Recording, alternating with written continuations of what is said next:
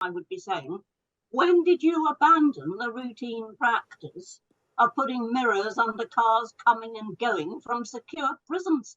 And nobody's answering that one. And you are Prisons Minister. Is it black and white, this case?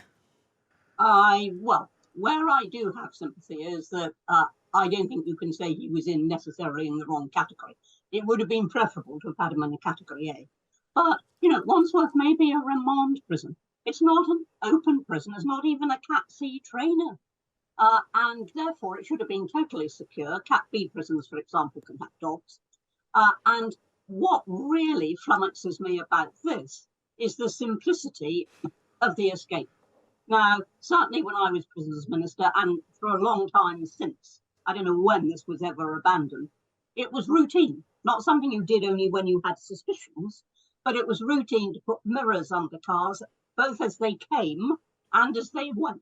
And that was utterly routine. I don't know. That is my only question about this. If I were Prisons Minister now, I would be saying, when did you abandon the routine practice of putting mirrors under cars coming and going from secure prisons? And nobody's answering that one. You're all getting, hung up on whether this was the right category prison. That's not the issue. The issue is a very, very simple escape mechanism that can always be prevented, always, if you put mirrors underneath. And it's not just for prisoners that you're looking. Things coming in, you do them for drugs and all the rest of it. Routine in my day. Routine, I thought now.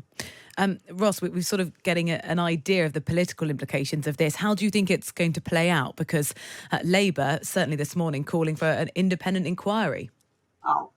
Can you imagine the poor minister of the day? They've been planning for 24 hours to come on Times Radio, tell the good news about the Horizon project, talk about British science, and then they hear you asking the question, are you checking to see if you've got any more suspected terrorists in the wrong prison? It was not what they planned when they put together this week's grid. Of course, it's about politics. It is striking that Labour have managed to find some statistics, quite a limited time period, but they have stats that on one day in last December, around a third of the shifts that need to be covered by prison officers weren't filled. We've heard from Ian Aitchison, who's the head, or was the head of security at Wandsworth, saying that at any point they've got 30-40% of staff there unavailable to work for various reasons.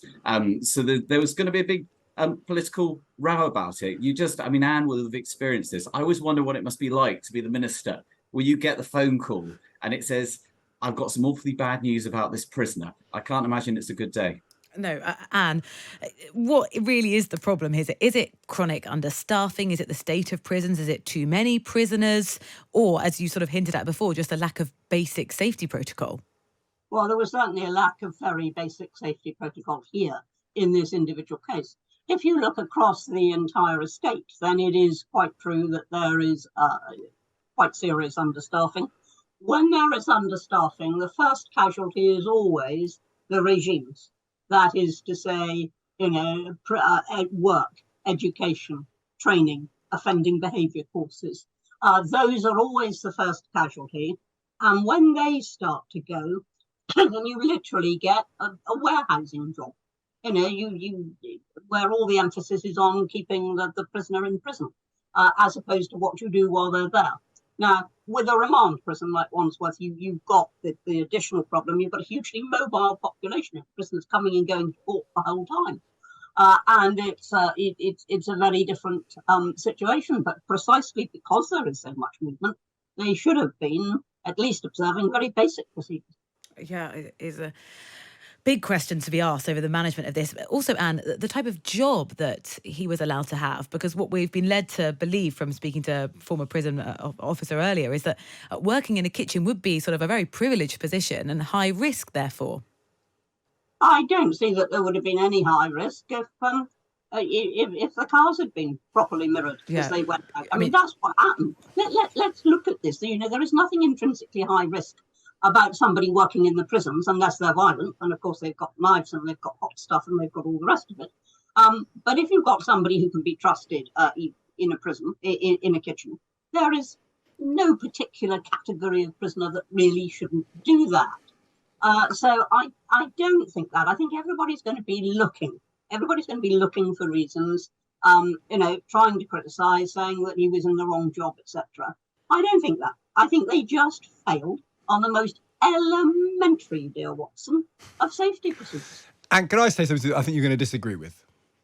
Yes. We have too many people in prison. Here's a problem. We've got 85,000 people in prison. The prison estate is absolutely falling on its knees. There's hardly any people staffing it. We have more people in prison than most places in Europe. We have greater recidivism than most places in Europe. Short sentences don't seem to work when it comes to people reoffending. Actually, the best way of making prisons better is to lock up the really bad people and stop locking up people for short terms, because we actually should be aiming to decarcerate, reduce prison numbers.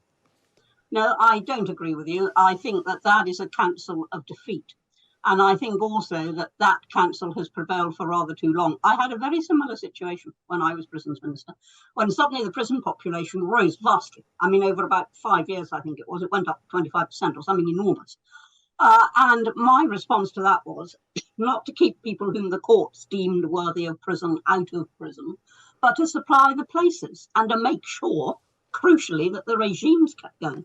I was always being asked, could I lower the target for purposeful activity because we had so many people in prison? I said, no, I'm actually going to raise the target because I want to focus on it. Look at your short-term sentence. I mean, I always said that if a prisoner, and 75% of them do, grab that stat, 75%, if a prisoner comes in illiterate and innumerate to the prison gates and is there for 6 months or more, then he should not leave the gates illiterate and innumerate, because if he does, the prison service has actually failed. And I think there's a lot to be addressed, but you don't get round that by keeping people who are menaces to society, and burglars are. They may never hit anybody. They may never cause any violence, but they'll wreck the peace of mind of a vulnerable person for the rest of that person's life. We should take crime seriously, and my view was always there are two jobs here and they're separate. The courts decide who goes to prison. The government's responsibility is to supply the places to meet the demands of the courts.